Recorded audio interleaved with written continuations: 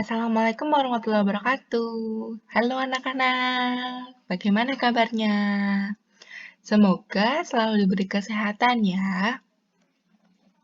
Hari ini kita masih belajar relasi dan fungsi nih. Melanjutkan pertemuan minggu lalu, kita belajar relasi kan? Nah, pertemuan kali ini kita akan belajar mengenai fungsi. Nah, sebelum memulai pembelajaran, silahkan kalian mencari tempat senyaman mungkin agar bisa fokus dalam pembelajaran kali ini. Nah, jangan lupa dipersiapkan alat tulisnya agar kalian bisa ikut mengerjakan soal-soal yang nanti Ibu berikan. Kalau sudah, kita harus tahu dulu nih tujuan pembelajaran hari ini. Apa sih tujuan pembelajaran hari ini? Yang pertama, memahami maksud fungsi. Yang kedua, membedakan antara relasi dan fungsi. Yang ketiga, mengenal istilah domain, kodomain, dan rank. Yang keempat, menentukan banyak pemetaan dari dua himpunan. Dan yang kelima, atau yang terakhir, yaitu menyelesaikan soal terkait dengan fungsi. Nah, minggu lalu kita belajar tentang relasi kan?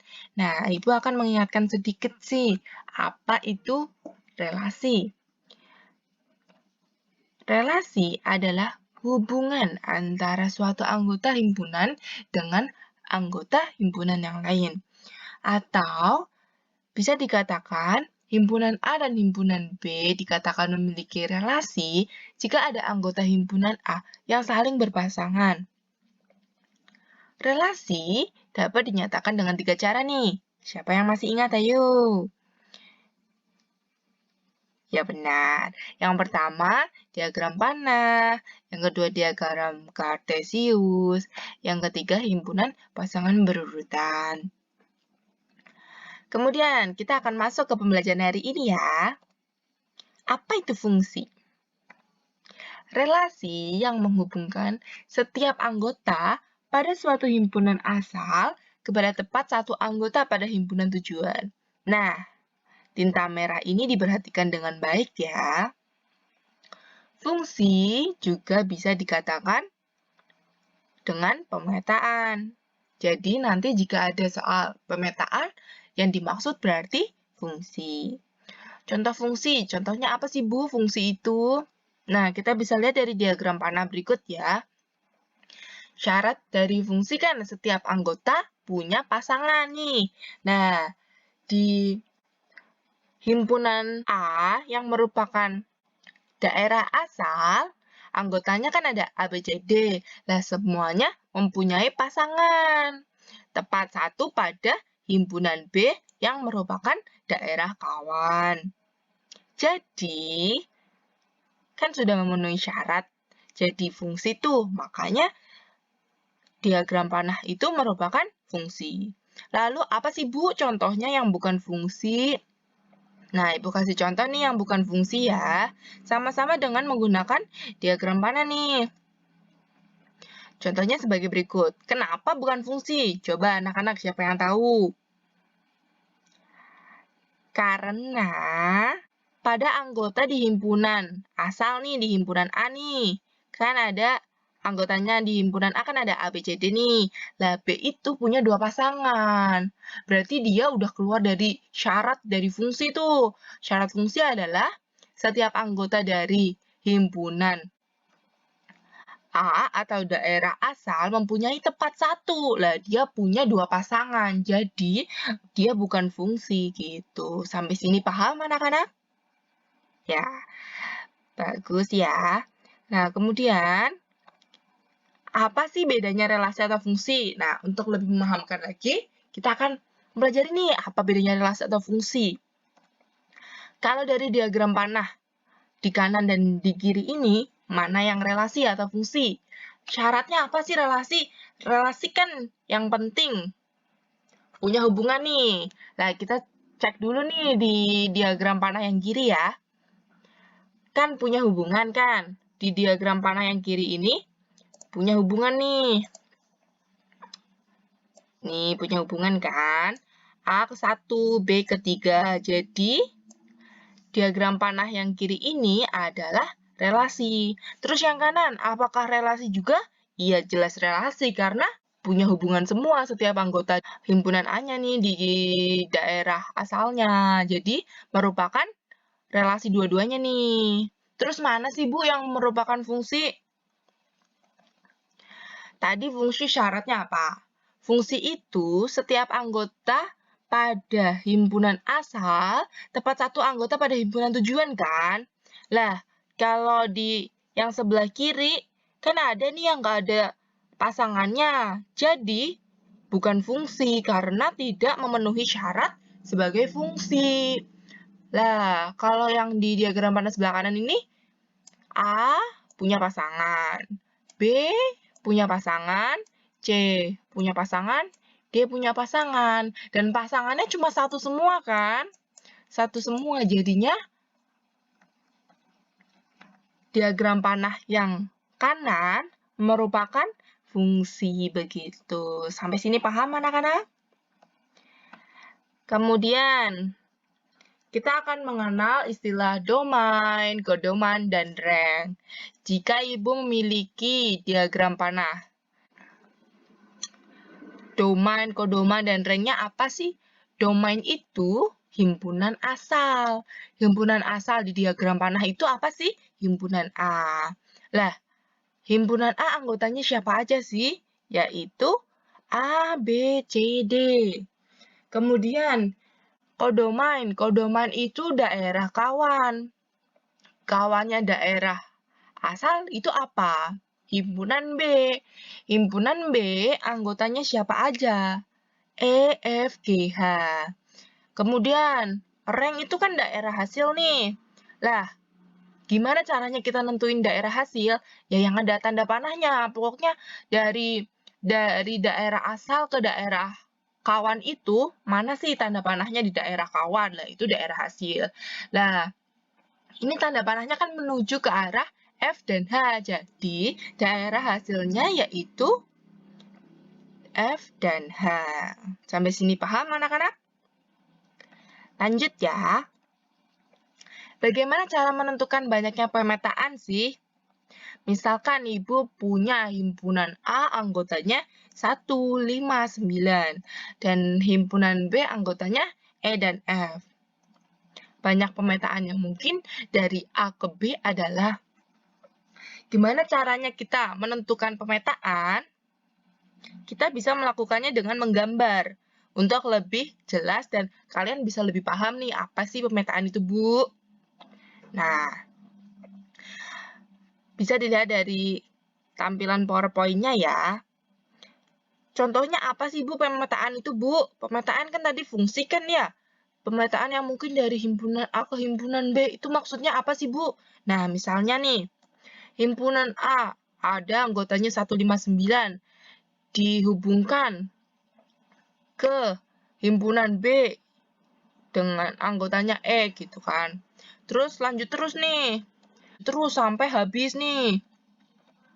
Lah, kenapa sih Bu kok bisa tahu ada 8? Nanti kita belajar bersama rumusnya ya. Kan nggak mungkin kan kita menggambar satu-satu kalau ada misal Ibu punya anggota himpunan A yang anggotanya 100, himpunan B yang anggotanya 25. Kan nggak mungkin kita menggambar satu-satu kan, banyak banget. Nah, jadi gimana sih mendapatkan caranya biar tahu pemetaan itu ada berapa banyaknya sih, Bu, tanpa harus menggambar gitu. Caranya gimana sih? Banyaknya pemetaan dari himpunan A ke himpunan B dapat ditentukan dengan rumus NB pangkat NA. Contohnya nih tadi kan, Ibu mempunyai himpunan A dengan anggota 159 dan himpunan B dengan anggota E dan F. Lah, tadi kan sudah digambar ada 8 diagram panah nih. Lah, kalau pakai rumus jadinya berapa? NB, anggotanya berapa sih? EF itu ada 2 anggota kan? NA itu ada berapa anggota? 3 anggota. Jadi, 2 pangkat 3 sama dengan 8. Terbukti dengan diagram panah maupun dengan rumus benar jumlahnya 8. Sekarang ke contoh soal fungsi ya. Di antara relasi di bawah ini, manakah yang merupakan fungsi? Yang pertama nih, kiri sendiri ada apa itu? Diagram Kartesius. Yang tengah ada apa? Diagram panah. Yang terakhir ada himpunan pasangan berurutan. Lah, di antara ini semua pasti kalian ngerti kan kalau tiga-tiganya ini adalah relasi. Yang penting ada hubungan kan kalau relasi itu. Lah, terus yang ditanyakan kan fungsi, Bu. Jadi fungsinya yang mana nih, Bu? Coba kita bahas dulu yang diagram Kartesiusnya ya. Diagram Kartesius ini kan ada berapa nih titik ini? Titik ini kan 1,3. Titik yang ini 1,5. Yang ini 2,3. Yang ini 5,4. Tadi syarat fungsi itu apa sih? Setiap anggota punya pasangan semua nih. Tapi sayangnya 3, 4 nggak punya pasangan. Jadi bukan fungsi. Terus juga tepat satu pasangan kan. Nah ini domainnya 1 tapi kodomainnya ada 2. Jadi si 1 ini punya 2 pasangan nih. Jadinya pasti bukan fungsi. Nah kemudian di diagram panah ini syarat fungsi tadi apa? Menghubungkan setiap anggota pada suatu himpunan asal tepat satu anggota pada himpunan tujuan. Semuanya punya pasangan kan? Dan semuanya tepat satu, nggak ada yang double-double, nggak ada yang triple-triple. Jadinya merupakan fungsi. Pasangan berurutan ini juga merupakan fungsi karena A, B, C beda semua dan punya pasangan satu-satu semua nih. Jadinya merupakan fungsi. Kemudian contoh soal lagi. Di antara relasi berikut, manakah yang merupakan fungsi? Waduh Bu, itu gambar apa? Nah, nanti kalian akan sering melihat gambar seperti ini nih. Terus gimana sih Bu nentuin kalau itu fungsi apa bukan? Misal ya, yang gambar sebelah kiri dulu nih. Misal Ibu ambil titik sembarang aja ya.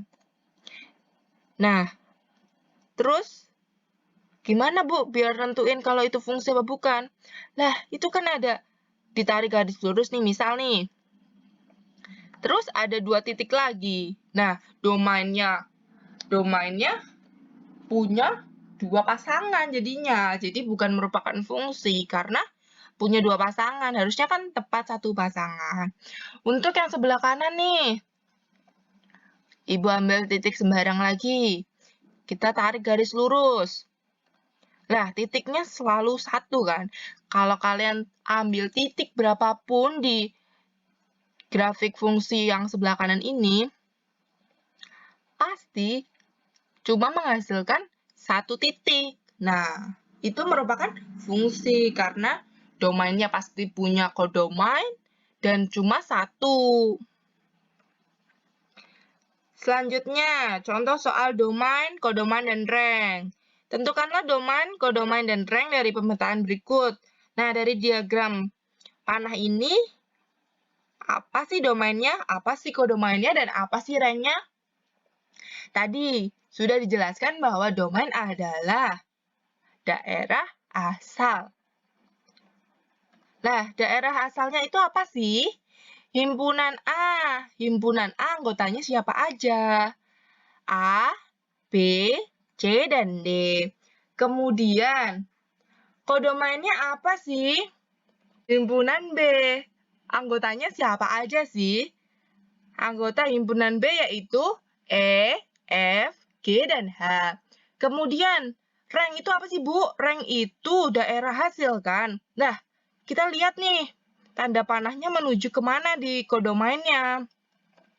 Ranknya yaitu E, G, dan H. Selanjutnya, contoh soal pemetaan. Tentukan banyaknya kemungkinan pemetaan dari himpunan B ke himpunan A. Dibaca baik-baik ya anak-anak, dari himpunan B ke himpunan A. Jika Ibu punya himpunan A, yaitu bilangan prima kurang dari 10, dan himpunan B yaitu huruf vokal, Maka, banyaknya kemungkinan pemetaan dari himpunan B ke himpunan A berapa sih, Bu? Dijawab ya. Himpunan A anggotanya apa aja sih, Bu? Bilangan prima kurang dari 10, itu apa aja coba? 2, 3, 5, dan 7. Kemudian, huruf vokal, anggotanya siapa aja sih?